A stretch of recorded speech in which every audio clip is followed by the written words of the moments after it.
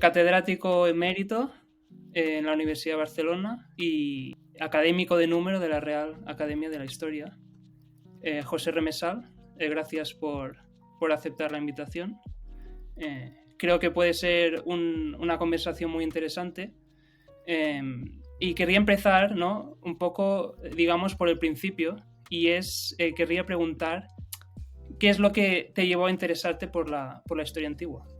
No lo sé. Desde muy jovencillo me gustó siempre saber de la historia de mi pueblo, las leyendas, lo que aparecía, los cuentos más o menos históricos.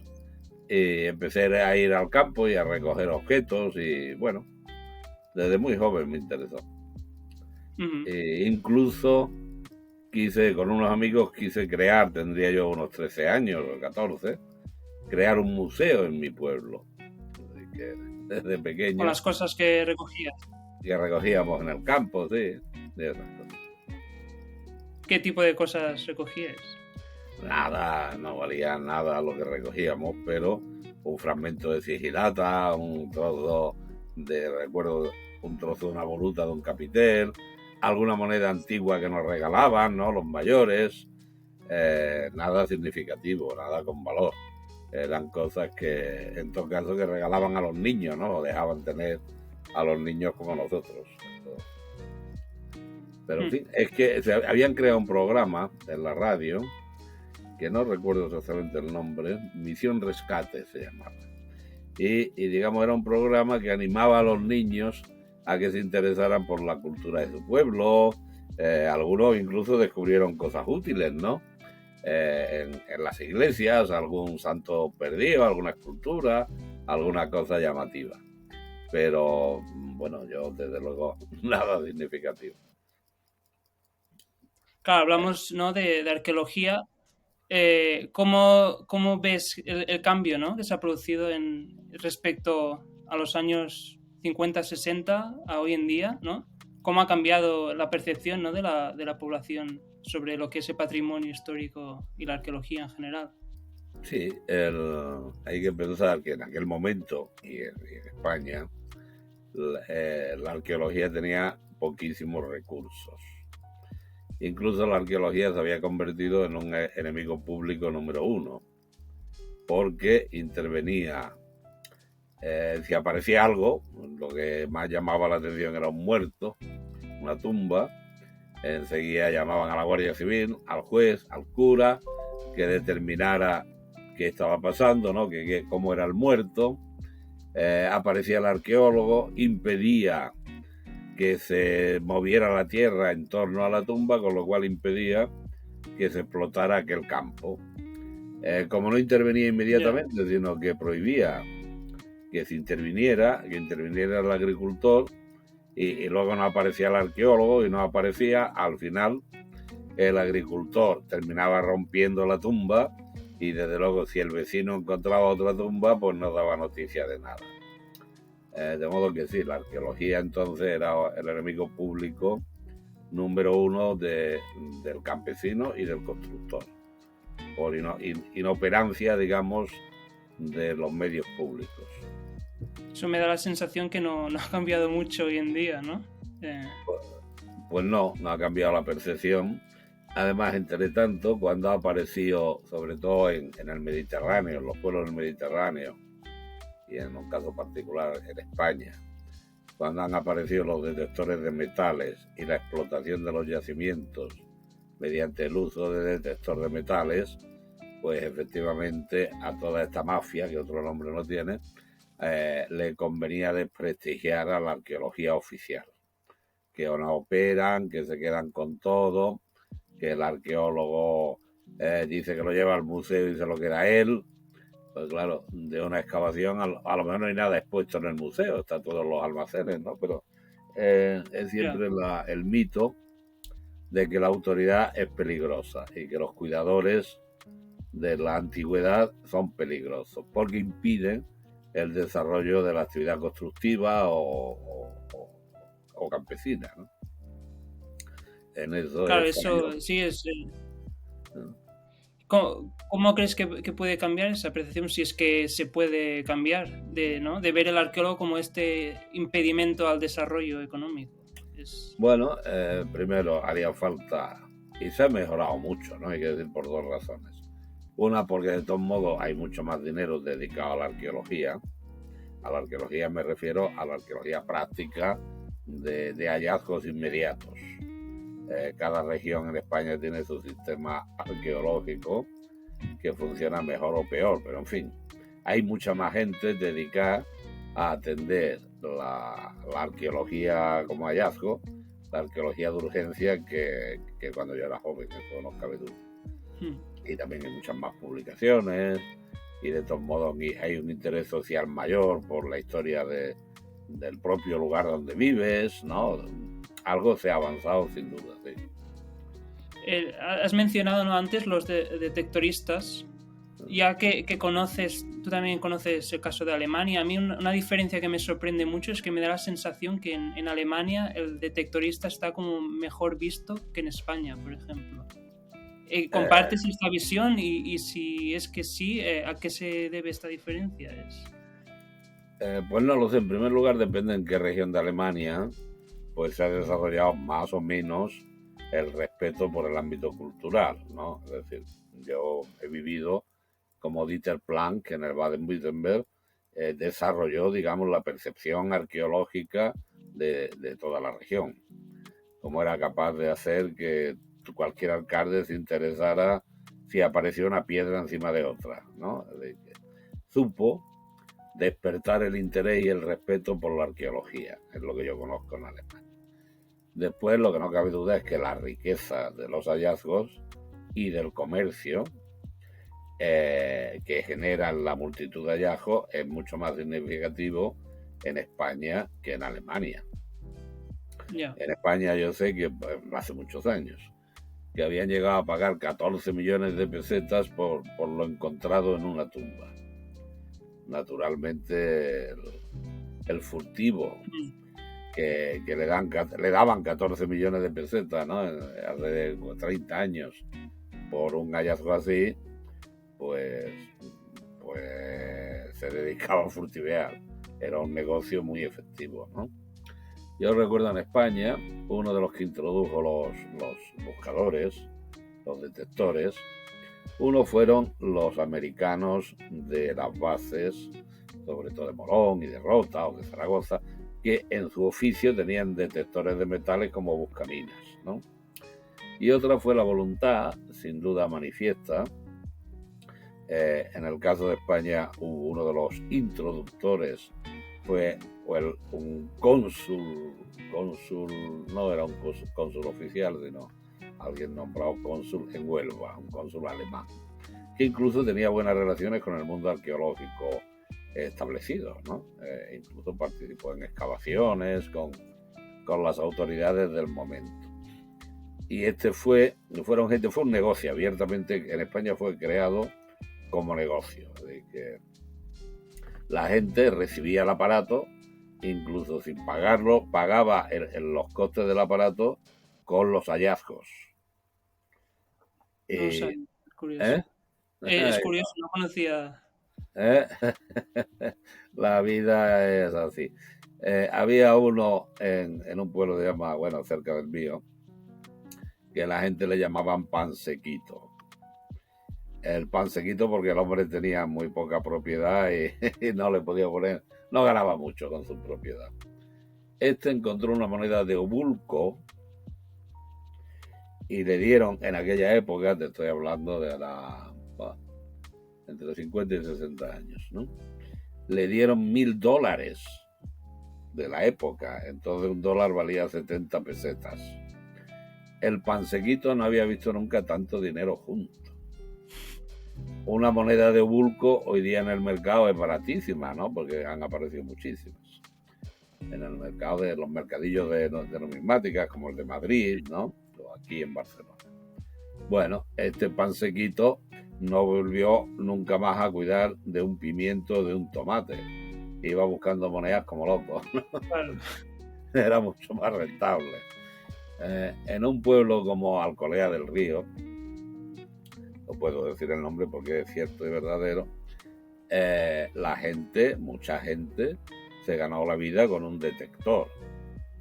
Y todavía no sé los que quedan, pero que incluso viajaban a sitios lejanos en busca de piezas. Lejanos, entiendo que dentro de Andalucía o incluso... No, incluso llegaban a Castilla y al norte de Castilla y hacían cientos de kilómetros con sus Claro, es un detectores. negocio. Pues sí, Eh, no sabía. eh, A ver, visto así, ¿no? Tiene su sentido económico, claro. Cuando una zona con Bueno, pero necesidad, digamos. además tiene un sentido político en el caso sobre todo de Andalucía, que es el que yo conozco mejor. Cuando empezaron los detectores, el entonces director del Museo Arqueológico de Sevilla se jugaba al tipo yendo a yacimientos y diciéndole a los que tenían detectores que dejaran de actuar, que si no había anotado la matrícula y lo decía la Guardia Civil. Bueno, algunos puede que le hicieran caso, pero la mayoría no. Y no solo no le hacían caso, sino que los políticos, en el caso de Andalucía, yo me gané muchos enemigos, porque gobernaban los socialistas y los socialistas permitían, cuando este hombre no consiguió denunciar a alguno, pues que desde el punto de vista de la política decían, están parados, no tienen de qué vivir, que usen el detector para vivir. Y yo escribí un artículo diciendo, mire, si usted es socialista, el bien público y el bien común es más valioso que el bien privado. De modo que si hay alguien que necesita comer, usted debería decir que asalte tiendas y no que robe al patrimonio público.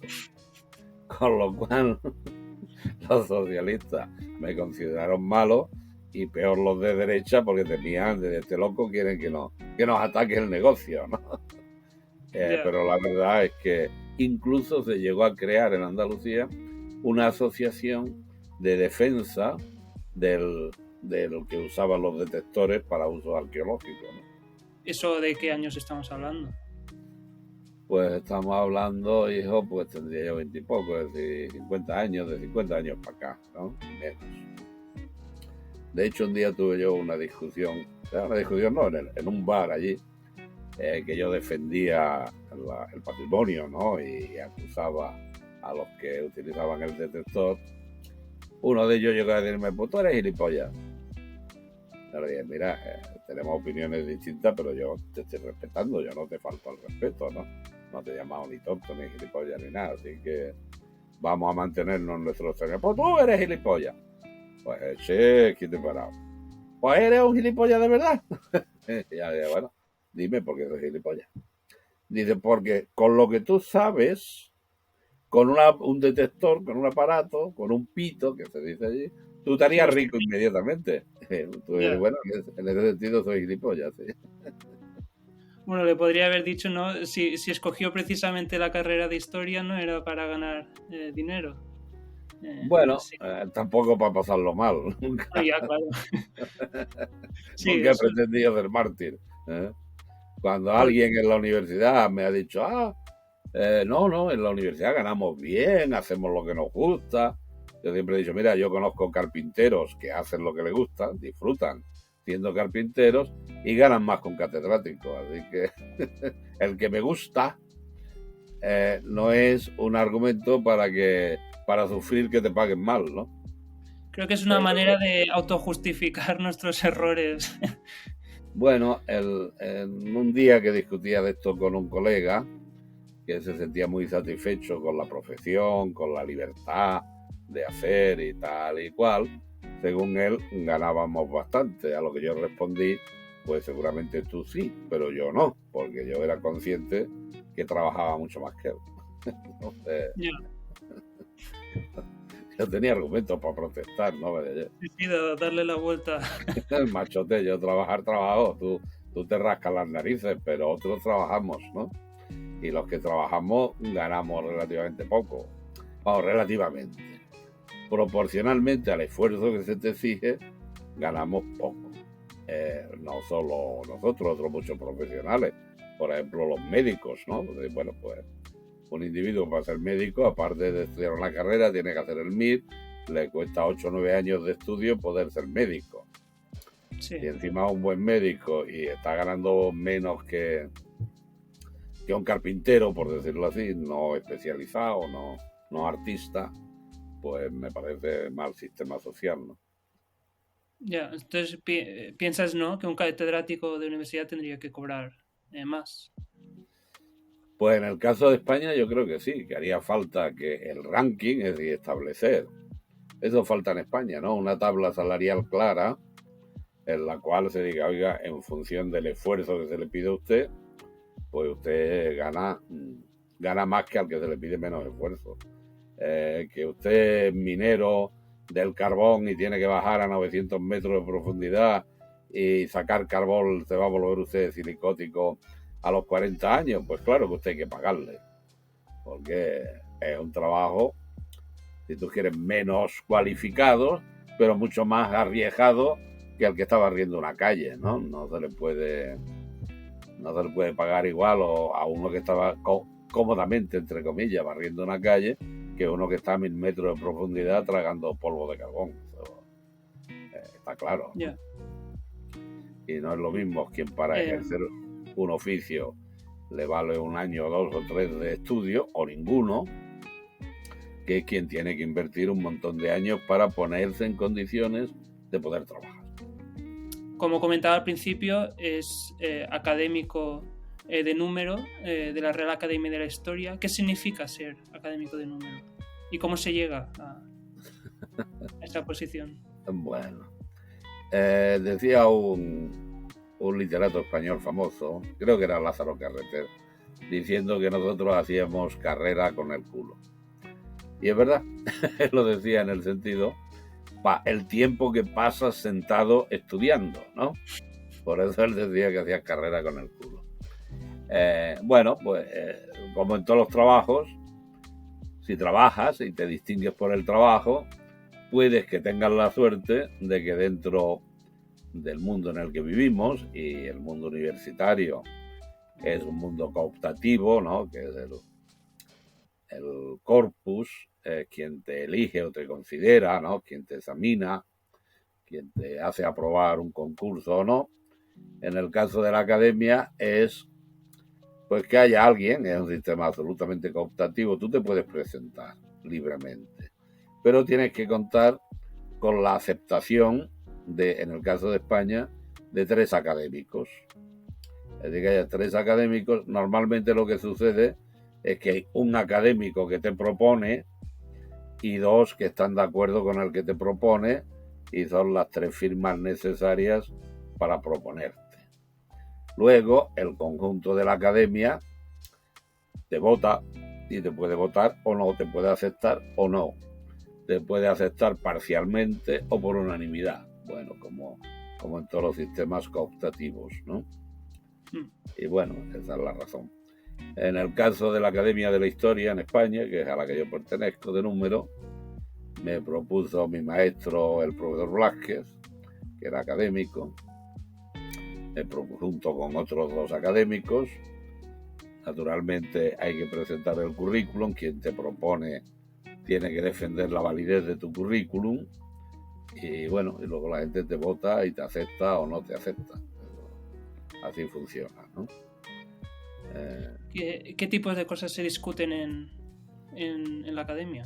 Claro, siempre oímos hablar, ¿no?, de la Real Academia de la Lengua, que es la que más, digamos, aparece en las noticias a menudo, pero en cambio otras academias como la de la Historia son menos visibles, diría, a la sociedad, ¿no? Bueno, eso no cabe duda, ¿no? Que así como digamos, en el mundo centroeuropeo se ha mantenido el prestigio y la función y los recursos de las academias, pensemos en la Academia de Berlín, ¿no? En la Academia de Brandenburgo, que sigue siendo una academia de muchísimo peso, con grandes proyectos a su cargo. En el mundo mediterráneo, como en todo el mundo, las academias fueron los primeros institutos de investigación. Quiere decir que en las universidades no se investigaba prácticamente, ¿no? Los que tenían interés por la investigación, en el caso de la historia, pues eran individuos, a veces miembros de la universidad, pero otras veces no, la mayoría de ellos no, eran miembros de la sociedad, cultos, que tenían interés por la cultura y por la historia. y que tenían una formación en general, desde luego latina, no cabe duda, ¿no? Conocían bien el latín, por lo menos, a veces latín y griego, y podían leer las fuentes antiguas sin dificultad y trabajar y moverse a ese nivel. Luego, las academias en el mundo mediterráneo y en particular en España, pues perdieron significación, ¿no? Eso no cabe duda. Si miran los miembros de la Academia de la Historia, pues casi hasta nuestra época, por decirlo así, hasta el franquismo, la mayoría de los grandes políticos de significación social, fueron miembros de la Academia. Cánovas del Castillo, por decirlo, ¿no? Hoy día, digamos, los miembros de la Academia en ese nivel político, en la nuestra, somos menos significativos. Pero si tú ves el anuario que tengo aquí de la Academia de Ciencias Morales y Políticas, si empiezo a leerte nombres, pues te sonarán nombres de personajes muy significativos. Casualmente he abierto por aquí Marcelino Oreja, ¿te suena? No. Vaya hombre, vaya juventud. Pues, Sea culpa. No lo sé, estoy aquí. A ver, sí, hombre, sí, que había.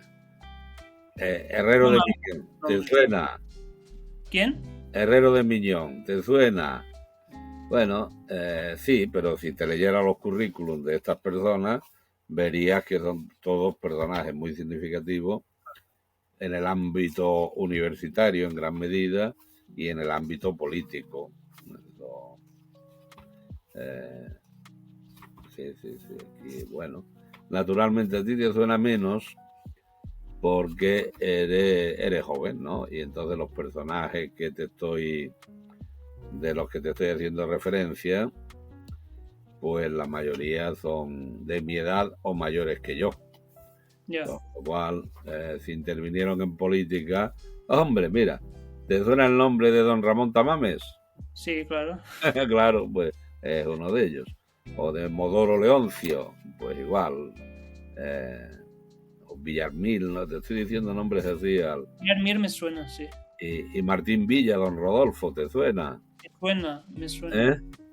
Claro, sí, son en esta academia, por su propia naturaleza, de ciencias morales y políticas, pues hay personajes muy significativos en la vida política y judicial, si tú quieres, o jurídica del país.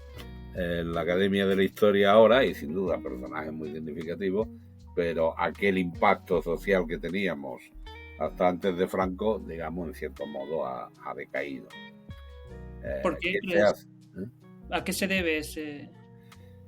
Bueno, se debe a que en España, bueno, la política, antes, digamos, quienes hacían política y cultura eran gente que iban más de la mano, por decirlo así, y hoy día pues hay miriada de gente en el mundo de la cultura y miriada de gente en el mundo de la política.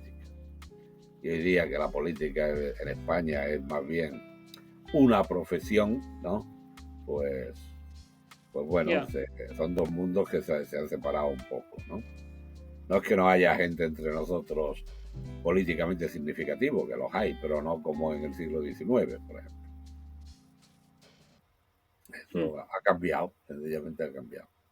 ¿Qué función crees que debería tener el historiador en la sociedad? Si es que tiene alguna relevante. Bueno, pues toda y ninguna, quiero decir. La función del historiador, creo yo, hay dos tipos de historia que hay que saber distinguir. La historia como justificación, que lo hacemos todos, ¿no? Y lo inventamos todos. Y que muchas veces es falsa, pero del todo, ¿no? Que es una justificación como justificación. Si tú oyes a un turco de origen mongólico, ¿no? De donde vienen los turcos otomanos, que se diga que es hitita, ¿no? Y que es heredero del mundo hitita, pues diría, hombre, es un poco exagerado, ¿no? Bueno, pues así es. Es una justificación de un pueblo que ocupa un territorio hoy y se justifica con todas todas las justificaciones que le resultan interesantes de los que han ocupado antes el territorio, ¿no? En España tú podrías decir, bueno, que la gente se sientan íberos o celtas, ¿no? Y bueno, te autojustificas.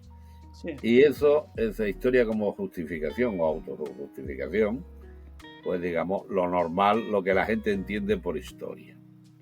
Y luego existe la historia como investigación, que es lo que debería hacer un historiador, ¿no? Y la historia como investigación, pues es procurar dar una visión más completa y más compleja del devenir histórico, que no es necesario, que no vale para justificarte, vale para decirte así fue. Hasta donde lleguemos a acertar, así fue. Y luego lo demás es una interpretación que tú haces del volumen de fuentes que te llegan, ¿no? Y depende de la capacidad crítica de cada historiador y de la capacidad de análisis, ¿no? En profundidad de la sociedad que está estudiando, que a su vez depende del conocimiento que tenga de esa sociedad, para que la historia que él haga como investigación pues pueda ser más significativa, menos significativa, más aceptada por el conjunto de la sociedad o no, con mayor influjo en el desarrollo de la sociedad. Bueno, eso es. Sí, entiendo, ¿no? La distinción es clara, pero en el caso de la historia como investigación, ¿es realmente posible separarte un poco, alejarte de la temática que trabajas? Porque al final, ¿no? Somos frutos del contexto político en que nacemos y crecemos, y eso de un modo u otro, ¿no? Influye en nuestra manera de percibir el pasado. Sí, sin duda.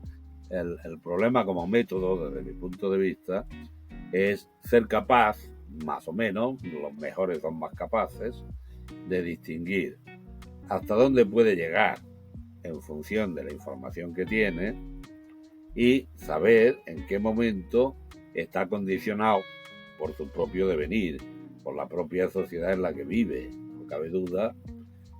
Hace poco tú y yo hemos hablado, ¿no?, de cómo las palabras valen, como decía Aulo Gelio, dependiendo de quién las digas, ¿no? Del contexto social en el que se digan y del prestigio social de quien las diga. Es decir, que la misma expresión dicho por alguien que es respetado socialmente tiene un valor distinto de dicho por una persona que socialmente no es significativo. Entonces, en esa tensión, eso lo explica muy bien desde mi punto de vista momigliano, ¿no? Esa tensión que tiene el historiador entre el conocimiento de hechos y las interpretaciones de los hechos. Y de qué modo vivimos en esa tensión existente necesariamente, ¿no? Momigliano dice, a algunos historiadores les gustan más sus hechos preferidos y a otros más sus teorías preferidas. Esa es una tensión inherente a la investigación histórica.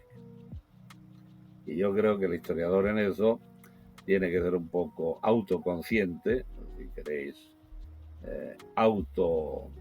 capaz de autoanalizarse para decir, bueno, aquí mi posición, digamos, científica es esta, que está condicionada por estos elementos en los que me he criado, ¿no?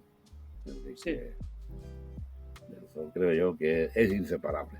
Lo cual no anula la utilidad de la historia para el conocimiento del devenir humano. Pero desde el conocimiento del devenir hasta la aplicación de ese conocimiento, bueno, esa es la vida social. Y ese es el momento en el que estamos siempre cada uno de nosotros, ¿no? Y ahora estoy leyendo un libro que me divierte mucho, un libro francés, publicado por primera vez en el año 1946.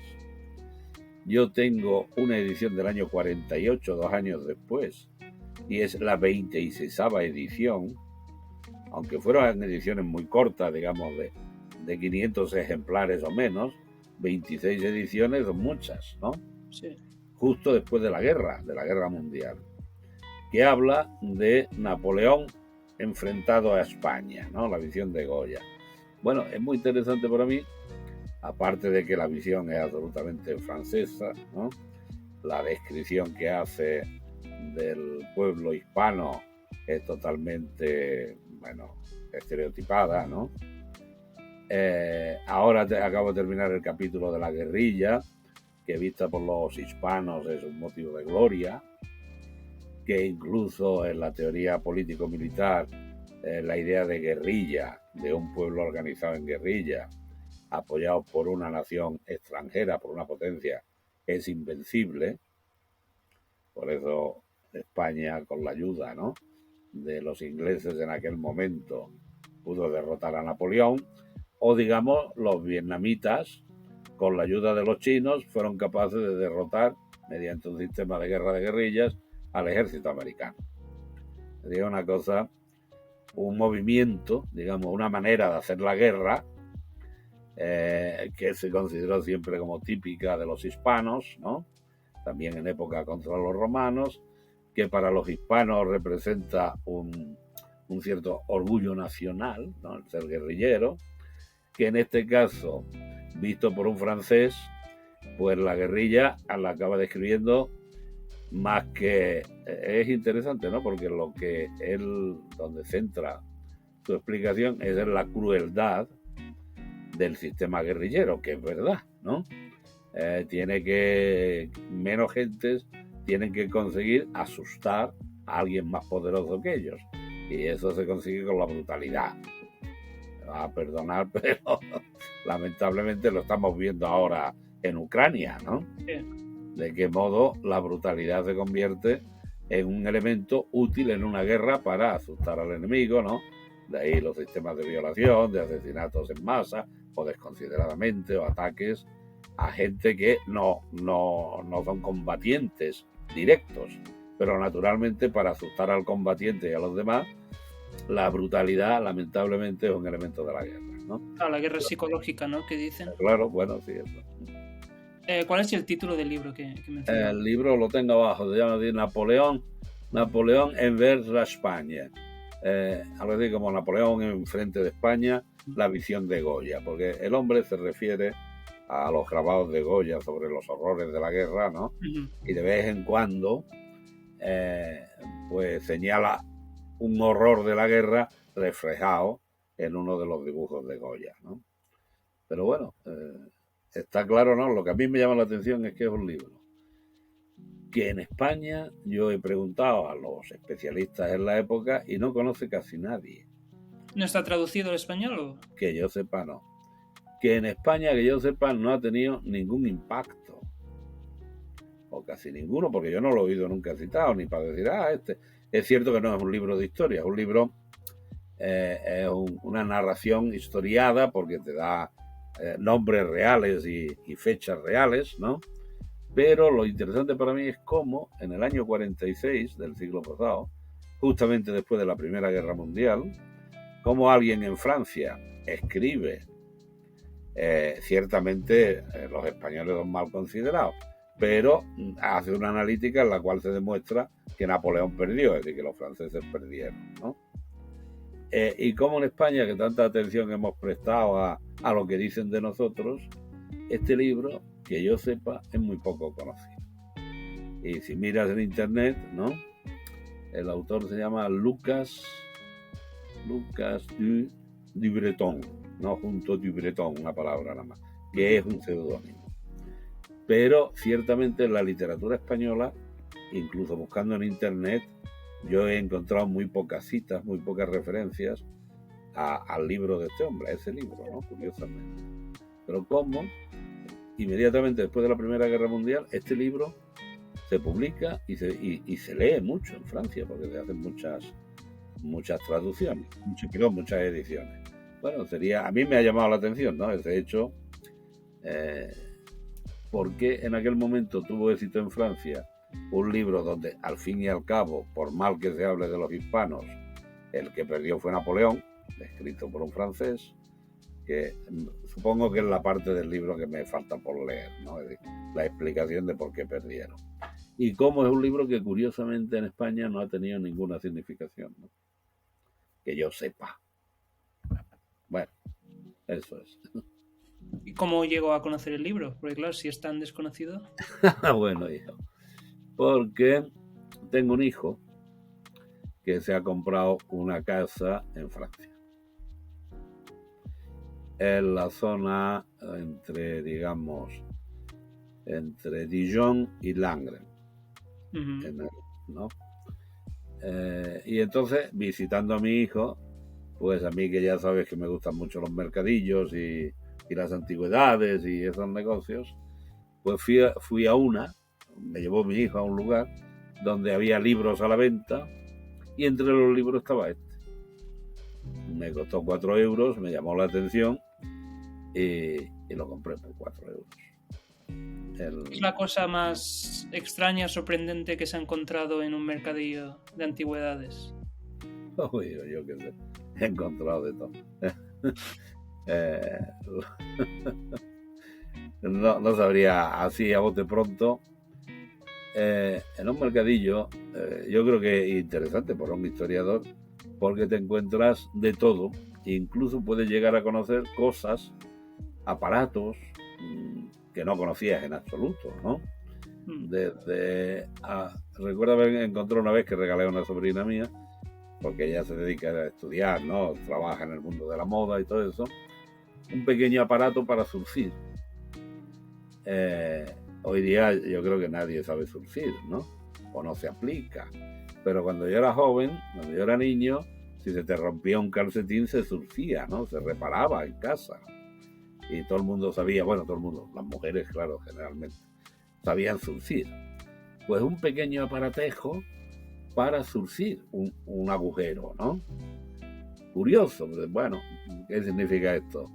¿Qué relevancia tiene este aparato? Nada, pero es algo significativo de la vida común que desde luego alguien que se ha criado en el mundo universitario, o yo vengo de pueblo, ¿no? Pero yo no lo había visto nunca. Os recuerdo no hace mucho que vendían toda una colección de carburos. No sé si has visto estos cacharros que funcionan con carburo y agua, que produce gas, que arde, ¿no? Que es la luz que llevaban los mineros, ¿no? Y los espeleólogos y todas estas cosas. Bueno, durante un periodo el carburo fue una manera de iluminarse la gente, cuando no había electricidad y sobre todo en el campo. Bueno, había carburos, aparatos de estos de carburos, hechos industrialmente. Pero un día vi en el mercado 40 o 50 carburos, seguramente alguien que había vendido su colección, de aparatos hechos artesanalmente, cada uno distinto.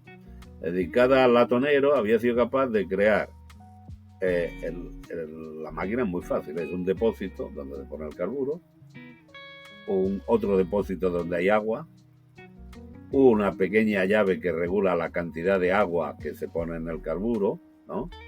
En función de la cantidad de agua se produce una reacción del carburo y se desprende un gas que es inflamable y que se enciende, ¿no?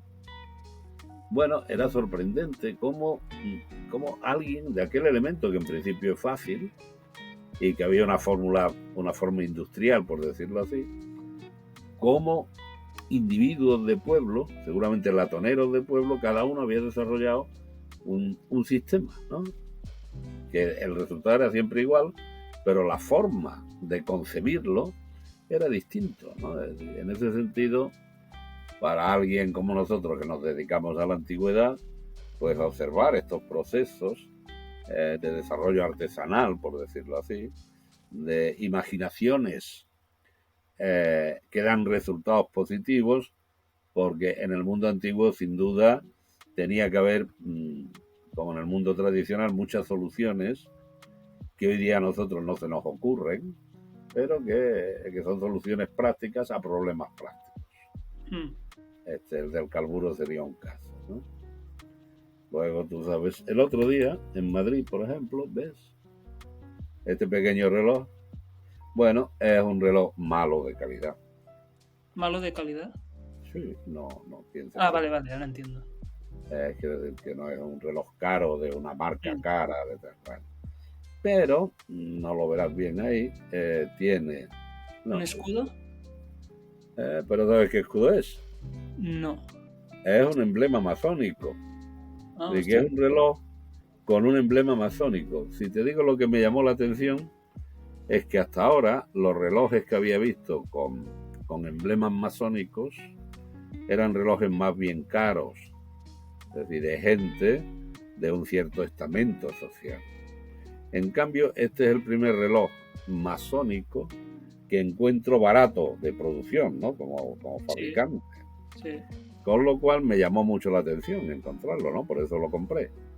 Eh, Otro hecho es que ahora están de moda reproducir o hacer relojes masónicos, es decir, que en realidad no eran relojes con una imagen masónica, pero le cambian, ¿no?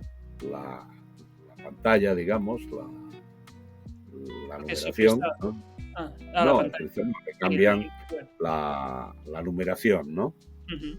Y le ponen dibujos y temas masónicos, pero que son actuales, ¿no? Es decir, como de repente este que es un tipo de reloj, es decir, gente que eran masones y que usaban relojes con simbología masónica, ahora están de moda y hay mucho reloj antiguo al cual le han cambiado la esfera y le han puesto una esfera nueva con dibujos masónicos. Bueno, creo que para cualquier historiador es interesante ver cómo se desarrollan imágenes. Hay también, por ejemplo, ahora, siempre hubo relojes con temas más o menos pornográficos.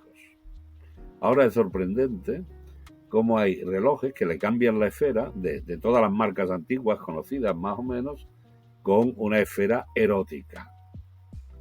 Todas iguales, quiero decir, procedentes del mismo fabricante, no cabe duda que no es que una marca hiciera, hay algunos antiguos donde cada marca tiene su peculiaridad, ¿no? Ahora resulta que te encuentras relojes de 20.000 marcas, todos con la misma esfera, con diversos motivos o acciones, pero que no cabe duda que son esferas que vienen todas del mismo taller y del mismo artista, por decirlo así, Claro, un ¿no? taller que solo hace la esfera, digamos. Hace la esfera que se la ponen a relojes antiguos y te venden un reloj de una marca conocida con una esfera erótica hecha el otro día, ¿no? ¿Y por qué el motivo masónico comentabas que es popular? Bueno, mira, hay modas y se ve que ahora, ¿no? Encuentras en las subastas, ¿no? Que miro de vez en cuando de relojes, pues encuentras que hay motivos masónicos, pero algunos antiguos, pero que ves también que hay que de repente aparecen 10 relojes masónicos. Bueno, eso no es normal, ¿no? Cambiando totalmente de tema, ¿no? Has sido siempre muy crítico, ¿no? A nivel científico, de cómo cada vez progresivamente el inglés se está imponiendo sobre otras lenguas como el español, el alemán o el francés. ¿Podrías explicar un poco, ¿no? Qué es lo que está Sí, pasando y por qué es negativo? bueno, creo que es negativo, es decir, lo que no cabe duda es que hay diversos niveles lingüísticos y no cabe duda de que hoy día el inglés o el Peak English, que decimos aquí de broma, es el instrumento de relación, ¿no? Es decir, tú puedes llegar a cualquier parte del mundo y si alguien dice hay one room, two bed, lo entiende todo el mundo. Pero eso no es inglés, ¿no? Eso es la parte estereotipada de cualquier idioma, ¿no? Si tú llegas a un hotel y dices también una habitación, dos camas, también te entenderán, ¿no? Porque es una manera reducida, digamos, de expresión. En ese sentido, no cabe duda que hoy día el inglés es la lengua de comunicación inmediata. Discutir eso sería tonto. Vale. Otra cosa es el nivel, naturalmente, de comprensión, de interpretación y de captación de un pensamiento. Y, naturalmente, depende de a quién va dirigido ese pensamiento. Si yo quiero hablar de mi investigación y quiero que mi investigación tenga cierto impacto en Inglaterra, no cabe duda que me conviene escribir algo en inglés. Eso es indiscutible. Y bien sabes que lo he hecho. Valiéndome naturalmente de ingleses o de buenos traductores que han traducido bien mi texto al inglés. Pero lo que no cabe duda es que si yo me dedico a estudiar historia de España, la inmensa mayoría de mis lectores serán hispanos. Lo tonto es que el sistema español me exija que yo publique en inglés lo que está destinado a lectores hispanos, o que publique en inglés lo que está dedicado a lectores germanos, si es historia de Germania. En ese sentido, el hecho de considerar que el inglés es una lengua franca a nivel intelectual es falso. No cabe duda que hay niveles lingüísticos donde el inglés, da igual, el inglés o cualquier otro, un matemático que te describe en inglés, en español, lo que sea, pero te está haciendo el desarrollo formular de su pensamiento, te está indicando las fórmulas, cualquier matemático del mundo entenderá las fórmulas. Con lo cual, aunque no entienda el español en el que tú escribiste, viendo el desarrollo de la formulación, que es un lenguaje que él conoce, podrá entenderlo. O si un químico te escribe CU, CUFA, ¿no? En alemán, cobre, en el sistema de la tabla periódica, cualquier químico, cualquier geólogo entenderá que CU es cobre y que oro es de una forma y que Fe es ferrum, es hierro. Da igual. Tiene, por tanto, un lenguaje donde hay una parte, digamos, simbólica, que es la parte que traduce directamente cualquier lengua. Es decir, que el usuario le escriba esto en inglés o en español, las fórmulas le ayudarán a entender. En cambio, cuando hablamos de cultura, no cabe duda de que cada lengua, cada país ha creado un sistema intelectual diverso y que el progreso, digamos, del pensamiento de un alemán, el ritmo, es distinto del ritmo, el ritmo interno de un español. Por ejemplo, ahora publican un artículo mío, que yo di en español, que según el acuerdo que hicimos en ese congreso, se convino que sería editado en alemán, que los colegas alemanes han hecho una traducción de mi artículo, donde la organización interna del párrafo, la organización gramatical, es distinta a como yo lo he escrito. Si yo lo hubiera escrito en alemán, hubiera escrito un alemán, por decirlo así, españolizado mentalmente. La estructura mía hubiera ido de otra manera, hubiera ordenado las palabras de otra manera. Mientras que un alemán que ha sabido entender mi texto español, lo ha sabido pasar a alemán de verdad, a la estructura mental con la que se expresa un alemán. Mientras que la estructura mental con la que yo me expreso es distinta. Ni mejor ni peor, sencillamente distinta. Por tanto, si yo quiero que mi mensaje llegue a mis lectores, tengo que escribirlo en la lengua de mis lectores. Y sobre todo, mi lector tiene que aprender algo de mi lengua porque será la manera de entenderme mejor. Porque naturalmente cada uno tiene un sistema lógico mental, cada país, cada cultura, cada lengua, que en cierto modo es muy difícil de traducir. Por eso los buenos traductores son escasos. Y en ese sentido, el inglés no es una lengua vehicular. Es más, ahora es de un poco de risa en mi crítica, tú sabes, que los mismos ingleses se quejan de que le estamos destrozando el idioma, porque usamos un inglés empobrecido, como mi alemán, un inglés macarrónico. Un inglés macarrónico. Bueno, te contaré, ¿te suena el nombre de Jordi Pujol? Sí. El político catalán. Me acuerdo que un día, por circunstancias, estuvimos juntos en una reunión hablando de Alemania, ¿no? Entonces alguien le alabó lo bien que hablaba alemán, porque él estudió en el Colegio Alemán de Barcelona. Hizo los estudios. Y entonces Pujol empezó a contar que él hablaba francés, italiano, alemán, que su lengua peor hablada, digámoslo así, era el inglés, pero que él había hecho también conferencias en inglés. Y que le había dicho a un profesor de Oxford, bueno, lo que hablan ustedes es una cosa muy rara. lo que la gente entiende es mi inglés. Claro, es de inglés empobrecido, de Pick English, ¿no? Funcional. Funcional. Muy. El otro día me contaba un amigo biólogo, ahora no he olvidado la palabra. Bueno, era una definición donde si tú lees fonéticamente, como hacemos los españoles, la pronunciación es diversa del inglés. Pero resulta que la mayoría de la gente que no son ingleses, dado para la mayoría de nosotros entender, porque una vez dices A o dices E en una palabra, ¿no? Y por tanto lo que está escrito es I, por decirlo así, es más fácil leerlo fonéticamente. Entonces, los ingleses se enfadaban de que la palabra era conocida más fonéticamente, transliteralmente, que como verdaderamente se dice en inglés. Pero la inmensa mayoría de la gente no inglesa lo entiende mejor con esa transliteración pura y dura, ¿no? De fonética directa. No recuerdo la palabra, Dios mío. Ya le preguntaré otra vez cuál es la palabra, ¿no? Pero sería infinidad de palabras, ¿no? Porque si escribes hi tienes que decir hi, ¿no? Yeah. Y está claro que está escrito hi, ¿no? Para los españoles podemos hacer la aspiración hi sin problema, ¿no? Porque hacemos la h aspirada. Pero los italianos que no tienen h aspirada dicen i. Sí. Bueno, por eso. Y después hay otro problema, que esa idea de que tú escribiendo en inglés te van a leer más gente es mentira cochina.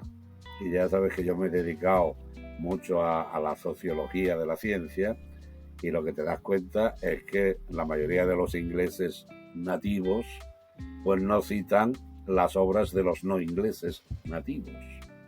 Con lo cual, si tú querías escribir para que te entendieran los ingleses y los norteamericanos, pues la verdad es que no te leen, sí.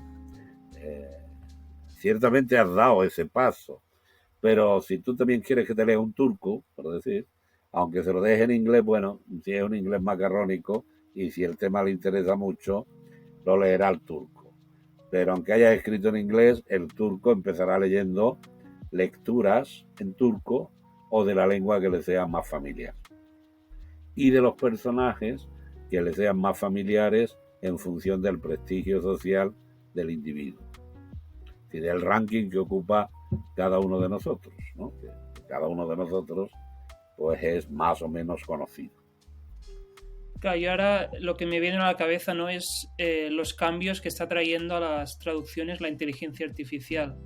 ¿Cómo crees que va a afectar eso a este asunto? ¿Va a potenciar que la gente escriba en su propio idioma o todo lo contrario? ¿Va a hacer que el inglés definitivamente se convierta en la lengua predominante, ya que es relativamente cada vez más fácil producir textos en un buen inglés gracias a la inteligencia artificial? En un buen inglés y un buen español y un buen alemán, Claro, pero... ¿no? Entonces, precisamente por eso, lo más inteligente sería que cada uno escribiera en su lengua, con su propia estructura mental, y por suerte las traducciones en este sistema de inteligencia artificial son ciertamente buenas. Cuando ya sabes, cuando empezaron los sistemas de traducciones era palabra por palabra, con lo cual había errores notables, depende de cuál era el uso de la palabra que había adoptado el creador de la máquina. Por ejemplo, latino, si nosotros en el mundo antiguo hablamos de derecho latino, nos estamos refiriendo a una fórmula del derecho romano.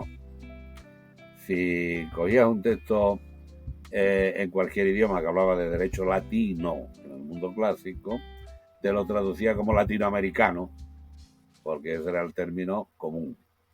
Hoy día, que el sistema de inteligencia artificial no traduce palabras, sino con una rapidez increíble, es capaz de relacionar cientos de palabras, encontrará un sistema, algún caso en el cual dos palabras que tú hayas escrito consecutivamente se han reproducido cientos de veces en el mundo. Y la máquina seleccionará, en función de la concatenación de palabras, el significado más ajustado. En ese sentido, hoy día, Lo sorprendente es que tú escribes en un idioma, incluso con faltas de ortografía, incluso sin decirle a la máquina en qué idioma estás escribiendo, y tú le pides que te lo pase a otro idioma, y la máquina reconoce el idioma en el que tú estás escribiendo. Sí. Como te digo, incluso cuando tú cometes faltas de ortografía, la máquina las sabes corregir y traducirlas correctamente. Claro que hay fallos a veces, ¿no?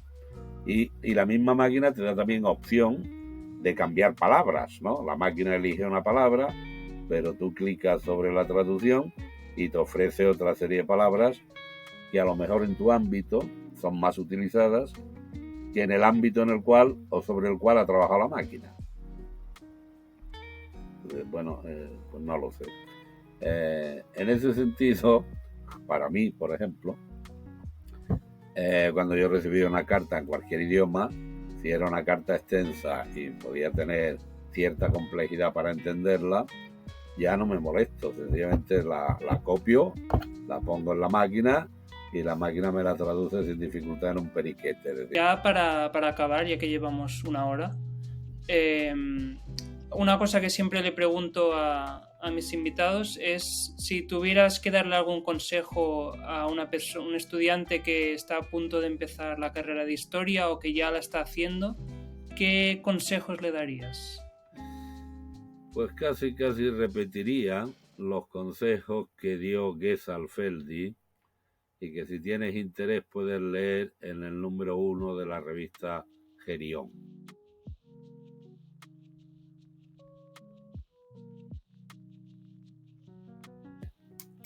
Elige un tema de estudio, trabaja las fuentes, porque sin conocimiento de datos no hay historia, que es lo que dice Momigliano. Sin datos no hay historia, te puedes inventar lo que quieras, pero lo que especifica el carácter de historiador científico, de la historia como ciencia, es el trabajar con datos y naturalmente interpretarlos. Pero como dice Momigliano, lo importante no es solo interpretar el dato, sino interpretar la vida que ese dato refleja. Tú puedes trabajar sobre Cicerón y no descubrir un nuevo documento, un nuevo texto de Cicerón, pero sí puedes abordar otra perspectiva distinta de lo hecho hasta ahora.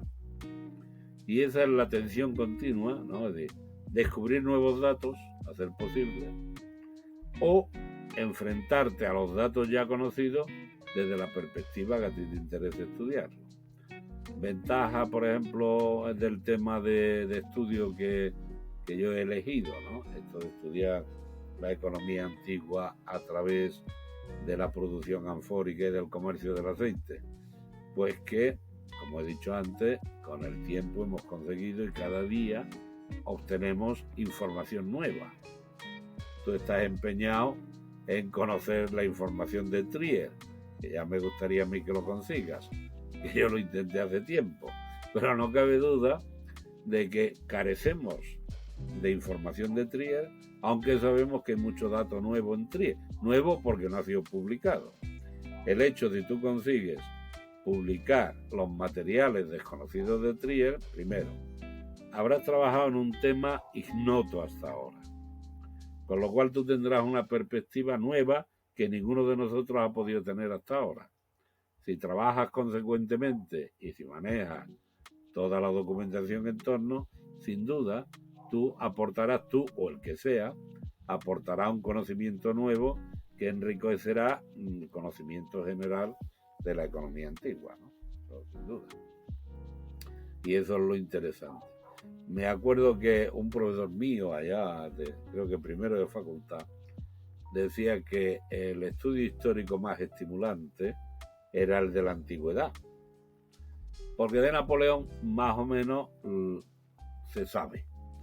Si tú estudias la documentación de tu pueblo, en Napoleón en tu pueblo, sí, añadirás datos concretos, pero de un esquema cultural ya bien conocido.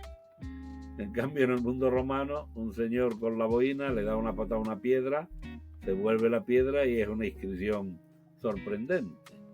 O piensa, por ejemplo, los hallazgos de bronces jurídicos que en España se han encontrado gracias a los detectores de metales, ¿no? que aportan un conocimiento novísimo sobre elementos que ya conocíamos. Y claro, cambian completamente la visión que tenemos. visión. Eso es lo más estimulante de la historia antigua, que aparecen datos nuevos, absolutamente desconocidos y por tanto atrayentes, ¿no? Pues muchas gracias. Nada, chicos. Por la conversación. Las interrupciones. No, por suerte ha pasado solo al final. Vale.